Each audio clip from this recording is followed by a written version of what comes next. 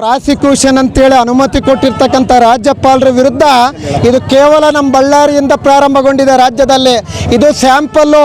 ಮೋದಿ ಅಮಿತ್ ಶಾ ಅವರು ಇಲ್ಲಿಂದ ನೋಡಬೇಕಾಗ್ತದೆ.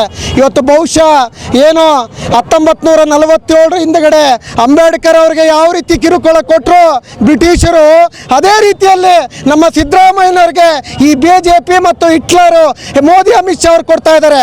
ಒಂದು ವೇಳೆ ಸಿದ್ದರಾಮಯ್ಯನವರ ತಂಟೆಗೆ ಬಂದರೆ ಕೇವಲ ನಾವು ಒಂದೇ ಅಲ್ಲ, ಇಡೀ ರಾಜ್ಯದಂತ ಗಲಭೆ ರಕ್ತಪಾತ ಆದ್ರೂ ಚಿಂತೆ ಇಲ್ಲ, ಸಿದ್ದರಾಮಯ್ಯ ನಾವು ಬಿಟ್ಕೊಡೋದಿಲ್ಲ.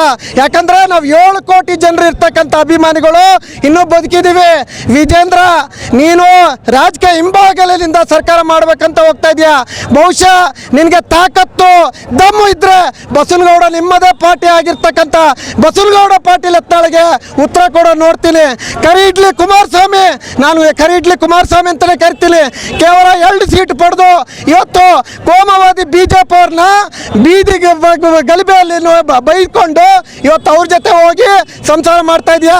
ಈಗಾಗಲೇ ಇಬ್ಬರಿಗೆ ಮೋಸ ಮಾಡಿ ಇನ್ನೂ ಅನೇಕ ಹೆಣ್ಣು ಮಕ್ಕಳನ್ನ ಬೀದಿ ಪಾಲು ಮಾಡಿರ್ತಕ್ಕಂತಿರೋರು.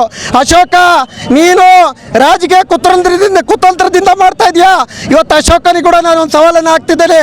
ನೀನು ನಿಜವಾಗೂ ನಿನಗೆ ದಮ್ಮು ತಾಕತ್ತು ಇತ್ತಂದ್ರೆ ನೀನು ಈಗಲೇ JDS ಅವ್ರ ವಿರುದ್ಧ ಧ್ವನಿ ಎತ್ತು ನೋಡೋಣ. ಈಗ ಇದು ಶಾಂಪಲ್ಲು.